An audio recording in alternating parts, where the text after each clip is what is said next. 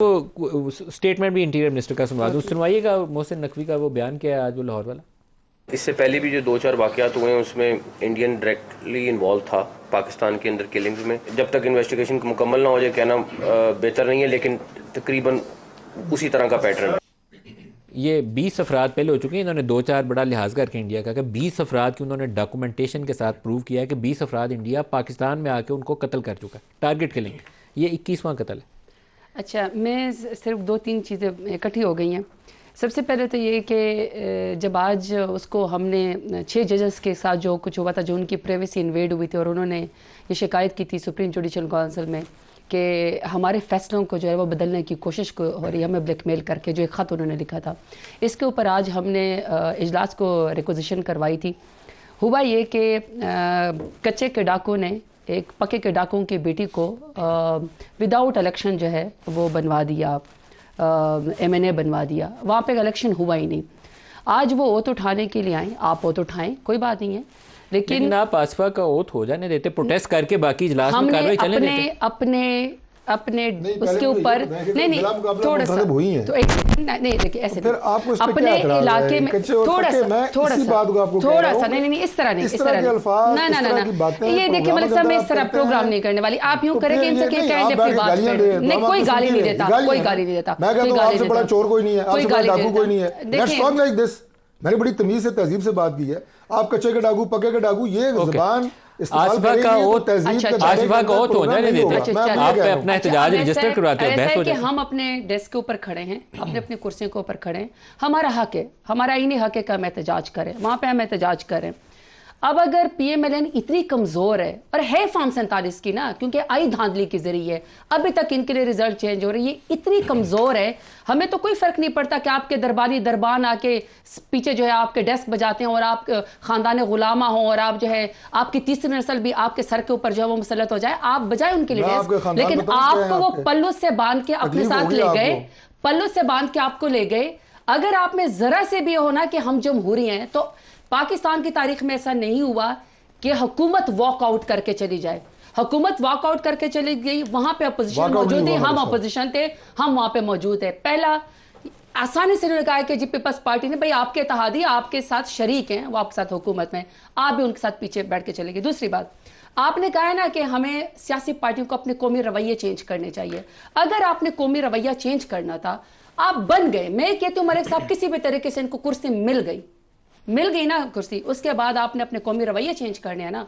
सबसे पहले मुझे बता दें कि सेनेट का आपने चेयरमैन और डिप्टी चेयरमैन का चांद रात यानी एक दिन आपने ईद से पहले सुबह 9 बजे इजलास बुला लिया। आपने KPK की जैसे एक पूरी की पूरी फेडरेशन में से एक सूबे को आपने नुमाइंदगी नहीं दी। वहां के सेनेटर मुंतखब नहीं हुए, आपने आके चेयरमैन डिप्टी चेयरमैन का जो है वो इलेक्शन कराया। और उसके बाद आप हमेशा जब भी इनकी हुकूमत आती है फेडरेशन को तोड़ने की बात करते हैं। क्या आपको यह अच्छा लगा कि पाकिस्तान तहरीक इंसाफ के जहां पे KPK में हुकूमत है, KPK हुकूमत का सेनेटर का हिस्सा ही नहीं है इलेक्शन के अंदर, ज्यादा से ज्यादा क्या हो जाता, हम हार जाते हैं ना, तादाद तो आपकी ज्यादा है, आप इकट्ठे मिलकर वो करते हैं ना।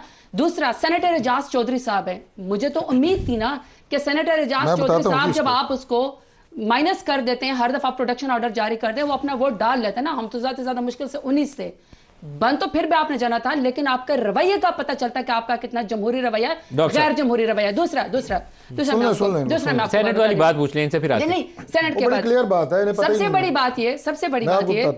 बड़ी बात ये कि जब हमारा यहाँ पे इलेक्शन हुआ, हमारी सीटें तो अभी तक नहीं दी गई थी ना। जब हमने कहा कि हमारे टेक्नोक्रेट की सीट है, हमारी इसकी सीटें हैं, क्या उसको कहते हैं, खवातीन की सीटें, तब तो इन्होंने फौरन यहाँ पे जो है वो इजलास भी बुला दिया और यहाँ पे जी वज़ीर आज़म का भी वो हो गया, स्पीकर का और डिप्टी स्पीकर का हो गया। हमारा रवैया देखे हम इतने जमहूरी हैं क्योंकि हम वाकई फॉर्म 45 की जो है वो पैदावार अवाम के मैंडेट्स हैं कि हमने फिर भी स्पीकर डिप्टी स्पीकर के, वज़ीर आज़म के, सदर के इंतखाब में हिस्सा लिया। आप अपने रवैयों के ऊपर गौर करें। दूसरा इनके इंटीरियर मिनिस्टर हैं, अभी आता हूं उसकी तरफ, एक सेकंड, इनके इंटीरियर सेनेट वाला जवाब ले लें फिर उस पे आते हैं। मैं सिर्फ ये चीफ विप में मेरा ख्याल है अपनी पार्टी के, ये इंटीरियर मिनिस्टर है। क्या ये अपने इंटीरियर मिनिस्टर को ईवान में खड़े होकर उनसे पूछ सकते हैं कि दूसरी जो है वो इसके इंडियन जो है वो मिनिस्टर्स या किसी और मुल्क की एजेंसी या टीवी टॉक शो पे वो कहते हैं कि हम पाकिस्तान में अपने टारगेट्स को मार देते हैं। 20 से ज्यादा लोग वो आके कार्रवाई कर गए, सिर्फ आप चूंकि पाकिस्तान तहरीक किसान के खवातीन के ऊपर जो है वो आप वो कर देते हैं, FIR करवा देते हैं, चार दीवारी को पामाल करवा देते हैं। इस तरह गोल गोल जवाब देने से प्रेस कॉन्फ्रेंस में तो प्रेस कॉन्फ्रेंस में बता देते कि सरताज गुल ने पेट्रोल पंप कैसे बनाना है, नाम ले लेके आपने कन्विक्शन की कि फलाने बंदे ने जो है वो पब्लिक को जो है वो किया है। गोल गोल जवाब। इलेक्शन कमीशन ऑफ पाकिस्तान ने यह फैसला किया कि आप वहां पे KPK की असेंबली में जिन नए MPs को नोटिफिकेशन हुए हैं उनसे हलफ लें। स्पीकर KPK असेंबली ने वो हलफ लेने से इनकार कर दिया और इलेक्शन कमीशन ने कहा कि चूंकि आप नए MPs का हलफ नहीं ले रहे इसलिए वहां पे सेनेट का इलेक्शन नहीं हो सकता, पहले आप ओथ लें। उन्होंने वादा किया कि सुबह 9 बजे हम ओथ लेंगे, अगर 9 बजे वो हलफ लेते तो वो इलेक्शन वहां पे हो जाता। बहरहाल ये इलेक्शन कमीशन का फैसला था, गवर्नमेंट ने वो इलेक्शन ना रोका और ना ये इलेक्शन दूसरा है जो गवर्नमेंट के बस में है। तीसरी बात ये, यही बात जो मैं भी कर रहा था, इन्होंने 100% वही किया जो मैं आपको कह रहा हूँ, रवैयों की मैंने आपसे बात की है। बात यह है कि इन्हें जनाब बहुत पसंद है ये लफ्ज़ ख़ानदान गुलामा और हाथ बांध के पीछे खड़े होना। क्या पाकिस्तान तहरीक इंसाफ से बड़ी गुलाम हैं जो असेंबली में बैठे हैं? एक शख्स जेल में बैठ के फैसले कर रहा है। उमर अयूब साहब कौन है? मेरे वो भाई हैं, दोस्त हैं। ये छठी जमात है उनकी जो उन्होंने तब्दील की है। हमारे वो मिनिस्टर थे, पता है आपको, हमारा बजट उन्होंने पेश किया नून लीग का। नून लीग के वो पावर मिनिस्टर थे, इससे पहले वो काफ लीग में थे। वो आज आपके अपोजिशन लीडर हैं। आप लोगों में कोई पता नहीं था जो अपोजिशन लीडर आता, आप लोग हाथ बांध के खड़े हैं उनके पीछे। गौर अली खान कौन साहब हैं जो आपके चेयरमैन बने हुए हैं? सारे गुलाम उनके पीछे हैं। वो हैं कौन किसी को पता ही नहीं है, ना कोई PTI था ना कुछ था। ये बातें करके अगर आप समझती हैं कि मुल्क की या सिस्टम की आपको खिदमत करेंगी प्रोग्रामों में या असेंबली में, please do that, we will retaliate accordingly.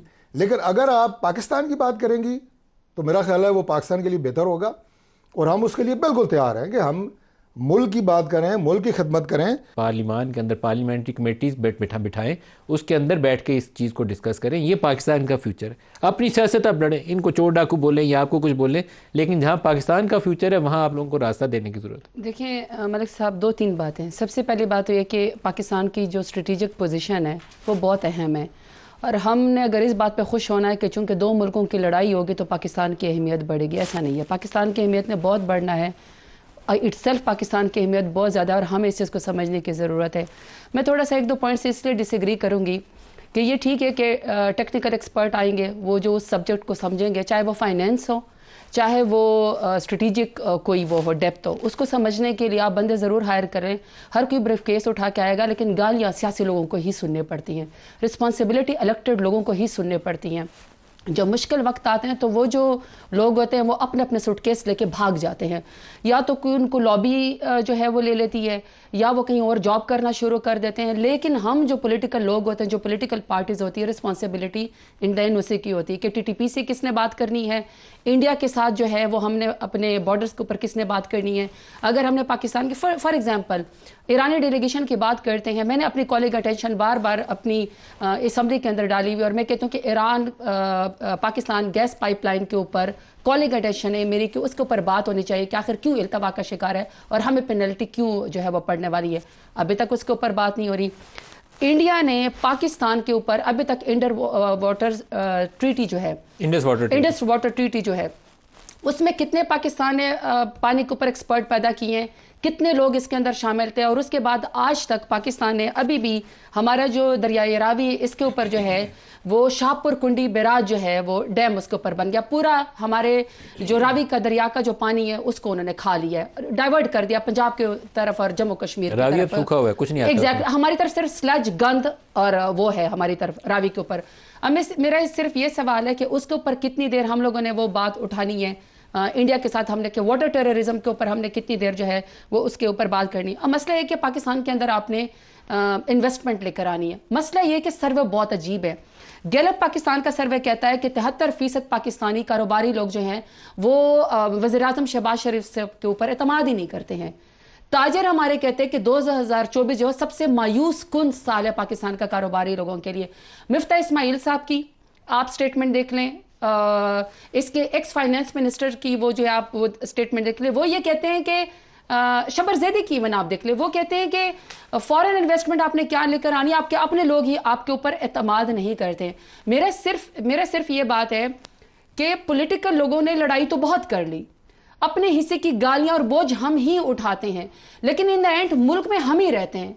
जो एक टेक्निकल एक्सपर्ट होते हैं हमें उनकी जरूरत है। बिल्कुल आपने ठीक बात कही, स्टैंडिंग कमेटी बनेगी, उसके अंदर कोई एक्सपर्ट आएंगे, वो बैठेंगे, वो अपने वो देंगे, लेकिन पॉलिसी स्टेटमेंट तो इलेक्टेड गवर्नमेंट की होती है। अब अगर बैठेंगे आप लोग तो फॉर्मुलेट करेंगे ना, बैठेंगे नहीं, मैं आपको ये कहना चाहती हूं, सिर्फ आखिरी बात, इलेक्टेड गवर्नमेंट में हमने तो एक दूसरे को ताना मार लिया ना, मुझे आपने उमर अयूब का भी ताना मार लिया, आपने मुझे बैरिस्टर गौहर का भी ताना मार दिया, वो तो फिर इलेक्ट होकर आवाम की ताकत से आए। इनकी सफों में तो अब ऐसे सेनेटर हैं, ऐसे मिनिस्टर्स हैं जो इनको खुद नहीं पता कि वो कहां से आए। कल को इनको एतबार है कि उनके हिस्से का बोझ ये उठा सकेंगे क्या? इनको पता कि वो इनके हिस्से के फैसले करेंगे?